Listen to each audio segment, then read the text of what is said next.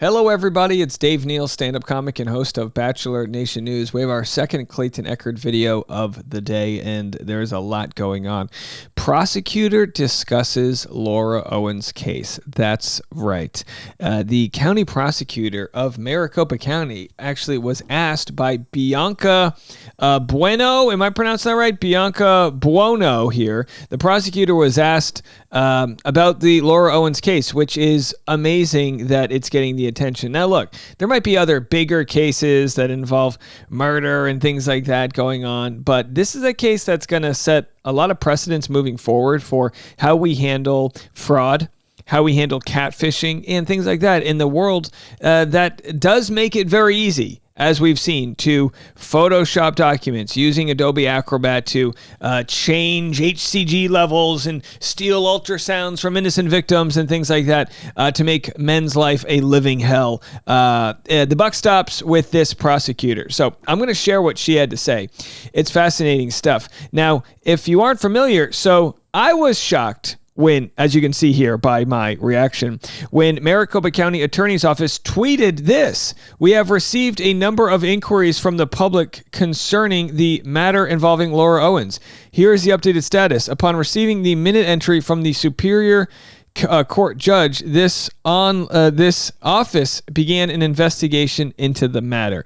So I was shocked, and I reported right here as a journalist that podcaster Laura Owens is under investigation. What did I get for my civic duty? My rights protected, freedom of the press. What did I get? Well, she tried to get YouTube to take my video down. She claims that I was harassing her and defaming her. All these claims she wants to make until it comes time to actually filing charges against me, because we know we've been on the right side of the story the entire way. And in this great United States of America, you're allowed to expose fraud. You're allowed to expose liars, Photoshopped filtered faces. You can expose them all you want. She doesn't have a right to that.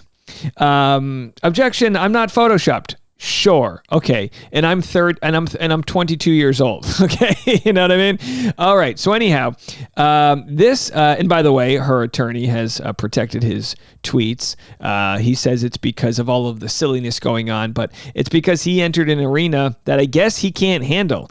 Can't take the heat. Get out of the effing kitchen. The heat being him harassing journalists, him bullying people that don't believe him, bullying really other victims like Clayton and Mike and even Greg. Literally everybody he could, he kicked the can and tried to ruffle feathers.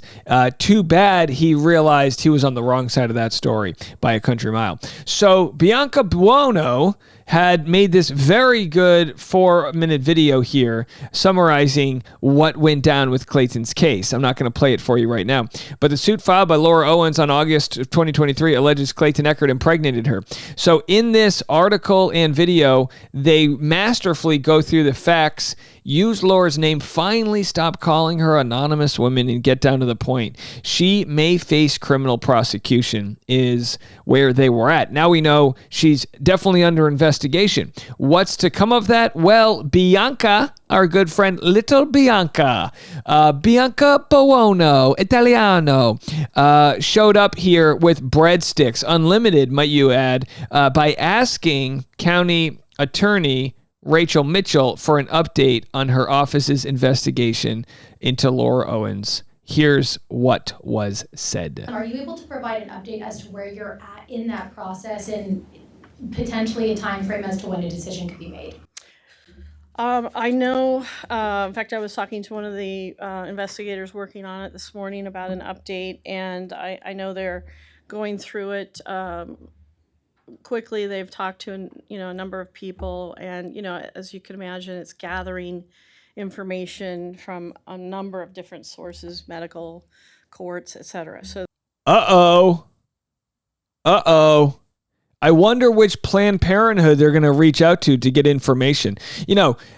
It sucks that they've got to reinvent the wheel here because everybody already did all of this. Wouldn't Law, you've reached out and everyone denied it. But at least now the investigators paid for by tax dollars will have the resources and hopefully the bandwidth to get their subpoenas answered and get maybe Brett from RavGen will phone in maybe in Maryland. Maybe we'll get the lady in Texas who had her ultrasound stolen and slapped a Fiverr logo onto it. Maybe they're going to be interviewing Greg, Mike, Matt. No one's interviewed me yet, but that's okay. Hey, as long as they're doing their job. So the fact that she says they met that morning shows Rachel Mitchell not one to be effed with. I truly wonder this. Does Laura Owens wake up in a cold sweat in the middle of the night thinking of this lady at the podium? Because you know what? She should. I get anxious when I get pulled over for a traffic stop. I can't imagine having county prosecutors investigating you. I wonder what Laura's mom, Jan Black, a.k.a. Elizabeth Naylor, is going to say if they start investigating her too. This all could have ended months ago.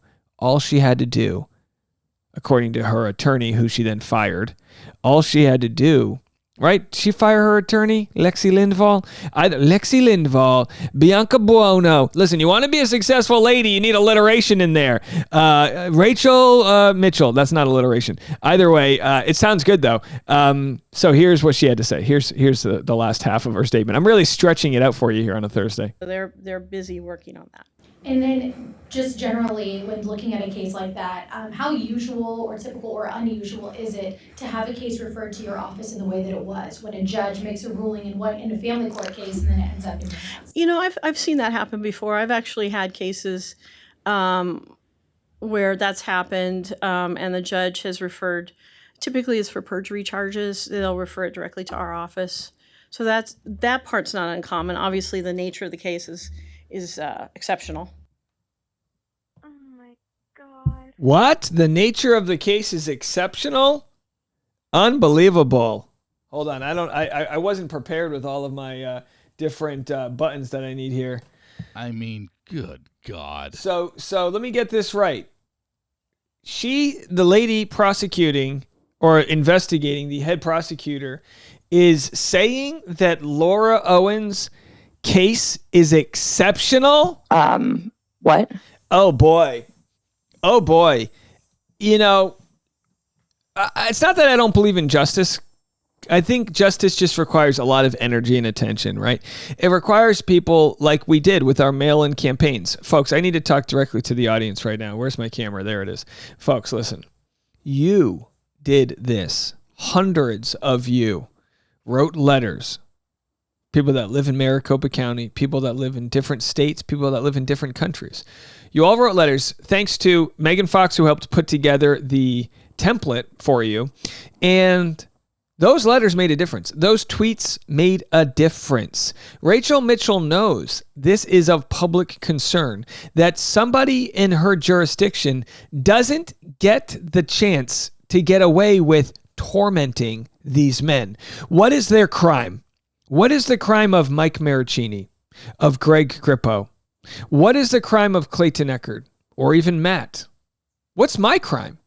What are all of these crimes, if not somebody vengefully and vindictively, excuse me, trying to punish men because they didn't want to date her? And I'm glad, even though this might not be the biggest story in the world, I'm glad that our friend over here, Rachel Mitchell, I wonder if she's related to Beverly Mitchell. Remember Beverly Mitchell? I'm just glad that she is stepping up to the plate here and putting resources into this. I want to give us thanks to Clayton's Justice here on Twitter and everybody else for making it a lot easier for folks like me to sift through all this nonsense. There's so much information. Seeking Justice for All Victims of Laura Owens says, "What are you doing here, David Gingras? In your bar complaint response, you are now claiming that your client Laura had her miscarriage in mid-October to early November. Under Arizona state law, that would then require her to file." So it's one thing after another. The more that they try to defend themselves, the more that Laura tries to change her story to protect herself from perjury, the more, like, she is trapped in so many different ways. I mean, the best thing she can do right now, this is the advice I'd give Laura. The best thing you can do right now is call up Rachel Mitchell and say, I would like to do a plea deal. Again, they have to offer her one, but says, I'm willing to admit to these things. Maybe they'll give her customer service. Maybe they'll give her community service. Maybe is that what it's called? Community service. Maybe they'll, give her a slap on the wrist and make her apologize publicly. Whatever it is, trust me, Laura, it's better than going to jail. Because once that happens, you don't get to write that off. You lose your vote, right? Would she be a felon? How does that count? I don't know. So anyway, here's what Gingras had to say about the new ruling that came in, which, by the way, we just covered in the last video. He said, summary, Clayton wins again, yawn. Basically, Fisk, the head judge, admits Mata, the other judge, ruling contains findings that were not based on the evidence, but then says this isn't necessarily proof that Mata broke the rules. For those speculating that Mata has memorized the business hours of every Planned Parenthood location in America, I think that is probably not realistic, and this is one of the things we would have asked Mata at the hearing I requested, but Fisk denied the hearing because no reason. So we just need to wait for Mata to sign off on a final judgment, and then we're off to the Court of Appeals. I strongly suspect they will find these events shocking and entirely unacceptable, but who knows? Maybe the appellate court is also obsessed with reality TV stars. So he's implying that Judge Mata is obsessed with reality TV stars. David Gingras then says, P.S. Fisk notes factual errors in a judgment can be fixed with post-trial motion. That's generally true, except Woodnick's deadline to file such a motion has long since passed, and judicial bias is not a fixable error. So we shall see what happens. Well, he's claiming he's going to be appealing this. We will obviously be following that as the case happens. But there she is, Bianca Buono, interviewing Clayton Echard boy here for their 12news.com. So again, we're just going to continue trying to put pressure on this case and keep people interested in it, because my livelihood and others is going to be protected by the truth getting out. What does Rachel Mitchell have up her sleeve? We will have to see. And what will Laura Owens do in response? She's been awfully quiet because she's no longer in her home court. This is an away game. This is Rachel Mitchell's town, and Laura Owens is about to find out the hard way.